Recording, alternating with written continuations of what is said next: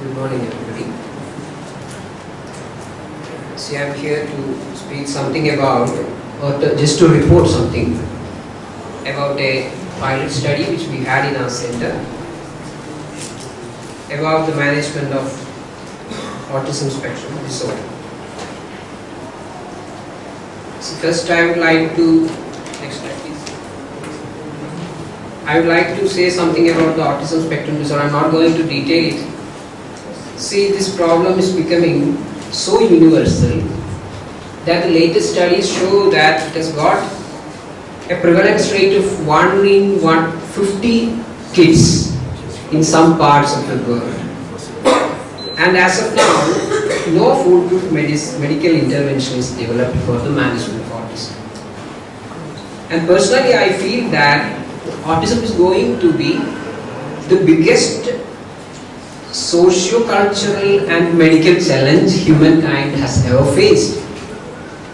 And its economic repercussions are also so huge. Next slide please. So from 2002 onwards, we are working with autistic kids in our center. That means for the last more than 10 years. And this is comparatively a new problem, autism as such. So there was no meaning in searching for some remedy or some way of explaining autism in the Ayurvedic classics.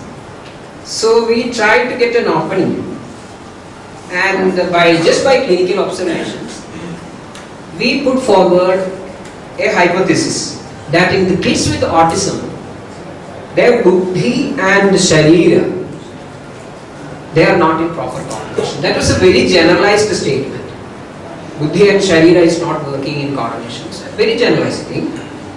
And to make things more specific, we decided to ask some questions, some very basic questions. And they were, how does Buddhi function in the Sharira? That was number one. And second, what are the possibilities of aberration in the functioning of Buddhi according to Ayurvedic perspectives? So it is at this point that we started focusing more on a concept of Autism. Autism is, I am again not going to elaborate what Autism is, it is well explained in the classes. But the interesting thing is, this Autism has got very, very specific, especially two sets of activities or karma in the body.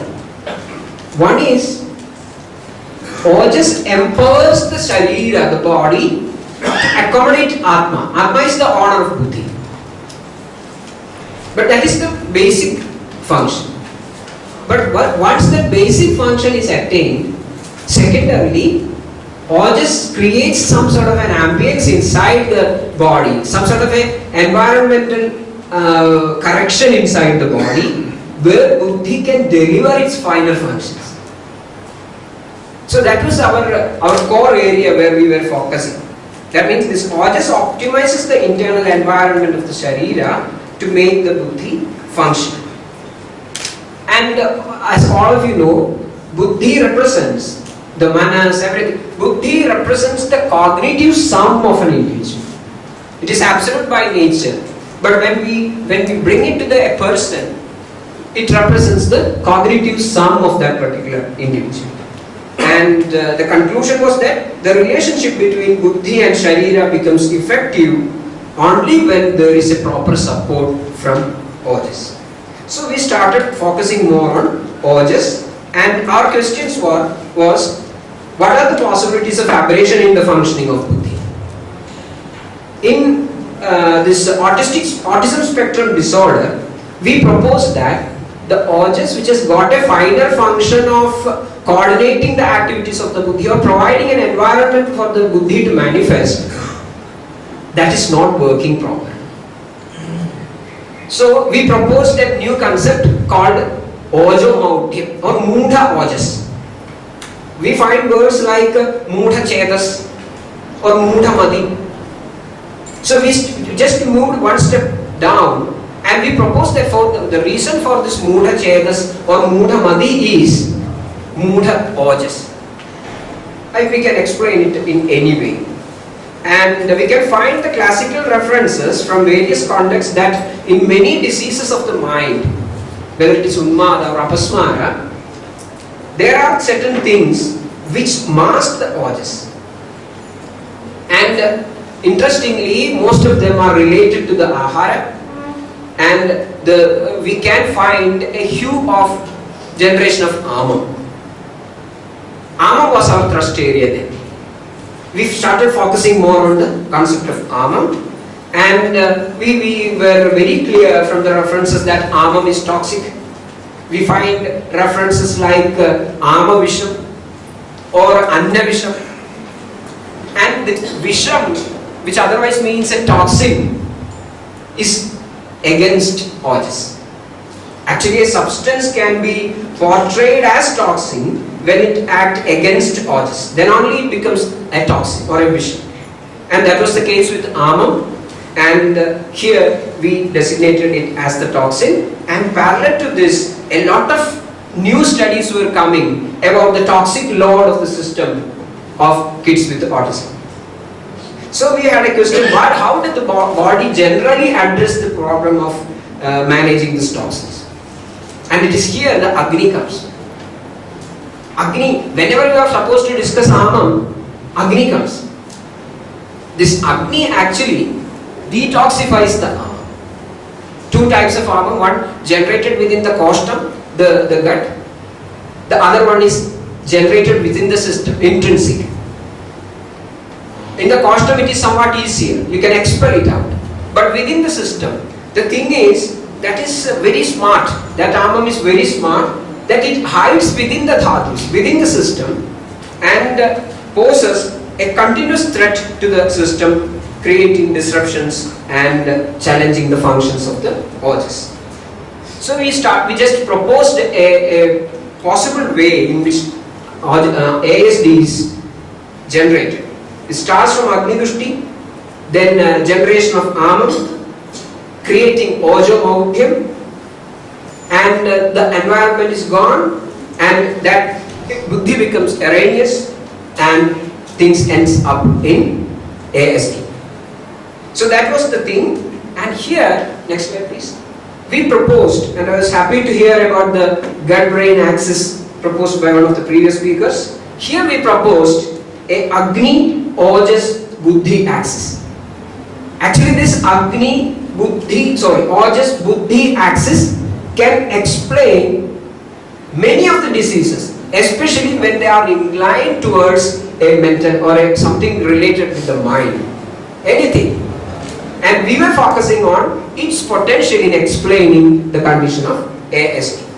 Based on that, we proposed an interventional guideline to resolve the Agni Dushti first, then help detoxifying the system, release the Ojas from the clutches of the toxins, and streamline and augment the activities of Buddhi so that we can find a solution.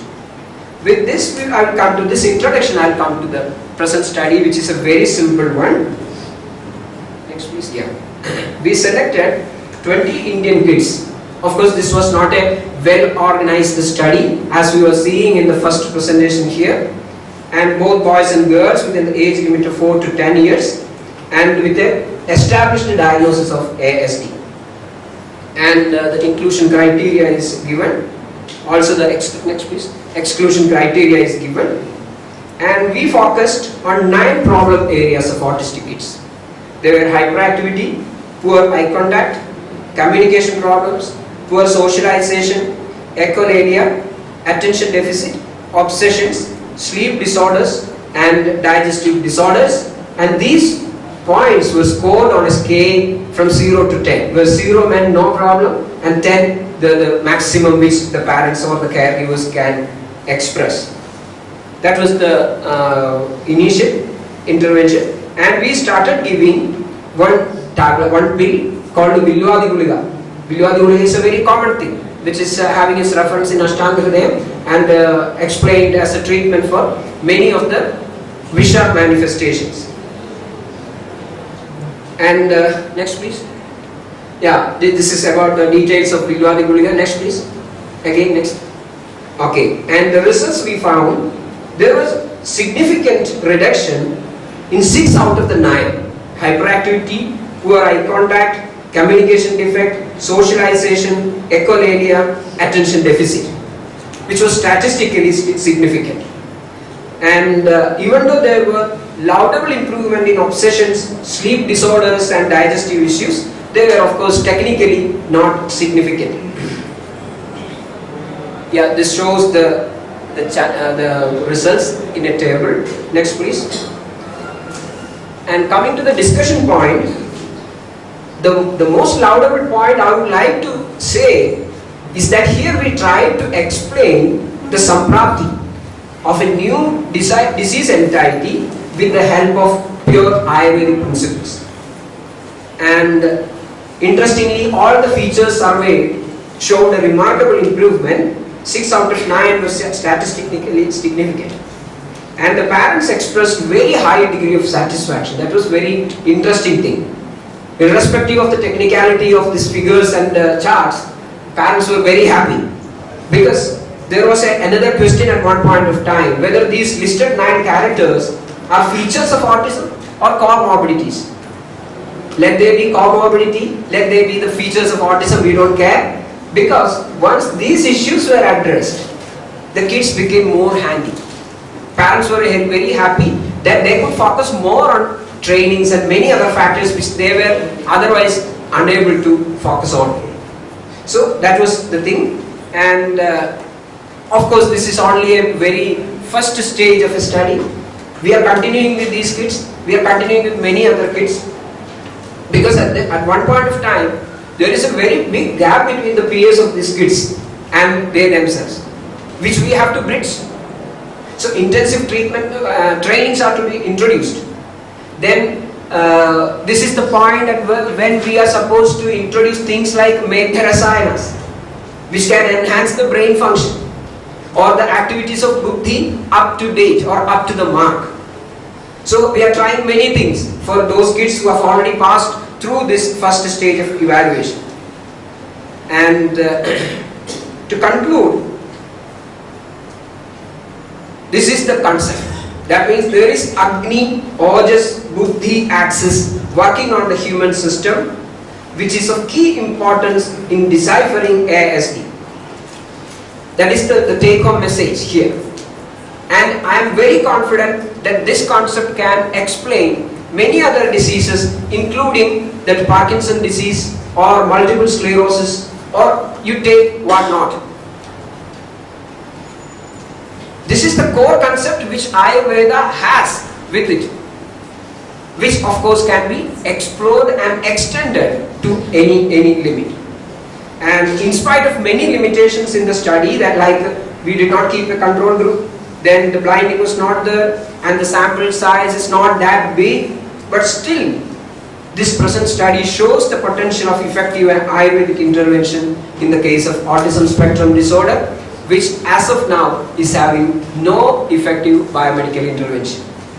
Next please. Yeah, of course this was a team effort. I would like to acknowledge the help extended by my colleagues Shenia Verma and Sajna Jayapal. Thank you. Do we have any questions? Please could I make a comment? There has been a huge amount of research coming out of New Zealand on milk, particularly on milk from these modern HF cows. It is known that 3/4 of the HF cows produce a kind of genetically mutated milk containing a particular quality of the beta-casomorphine, which produces autism in children, type 1 diabetes, heart disease and schizophrenia. I would invite you, anyone who would like a copy of the book, I will try and get you a copy if you email. The reason I personally believe that autism has been going up in India, Yes. which is not explained entirely by your beautiful and wonderful analysis, which I entirely applaud, Thank you. is because of the increase in HF cows. They need to be genetically tested.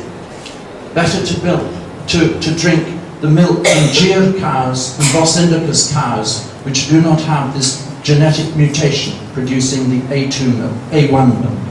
Yes, what Dr. Hankey told is 100% right.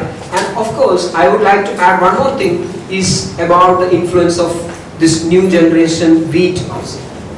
The gluten is also causing a big lot of problems in the, of course, the manifestation and worsening of the symptoms of ASD.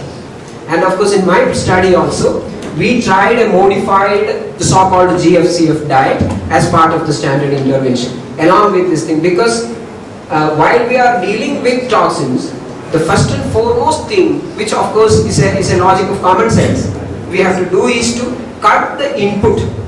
Whatever things we are otherwise suspected as the culprits should be blocked from getting into the system. So they were done, and only in the intervention stage we tried this Bigwadi Gulika. Thank you. But the question is whether are the animals the source or is the food the animals take, yes? For example, if you compare the sheep with the other small animals, the sheep eat the grass and the other animals take only the dry grass. Or if you compare camel milk with cow milk in Arabia, they show that people taking a lot of cow milk have more diseases than taking camel milk. I guess there is also a story here in India, Rajasthan, I believe, that they can show that there is diabetes in some people, and in other people who drink camel milk, they have no diabetes. And but they thought that it depends first on the cows, but it depends possibly on the plants these animals eat, yes, or have as food. Yes, I guess that we should look for, and especially the cows who are in the stable, they are very dangerous. Yeah, we tried this milk of domestic cattle breeds, cows, and interestingly, there was no question of any sort of toxicity. And I think that many factors may be playing, even the genetic resemblance or the climatic resemblance, all these things could be contributing. Just one point. The detail of the theory from New Zealand, the book is written by Professor Woodford, and he is a professor of, if I remember rightly, pediatric diseases. The key problem is a small molecule released from this particular kind of beta-casomorphine, and he calls it the devil in the milk, and it's a beta-casein. It's a 7-member peptide called beta-casomorphine 7, BCM7, and this is the problem in the milk. In addition, I can tell you that certain substances of the milk, they go to the colon, they go to the gut, and they are metabolized. There are some cows have these substances, and they increase in the colon. And if these substances are metabolized by bacteria, then they produce toxins, and they are toxic in the brain. And of course, that may be the effect of AMA, what we call otherwise the intrinsic things or self-generated AMA, maybe within the system.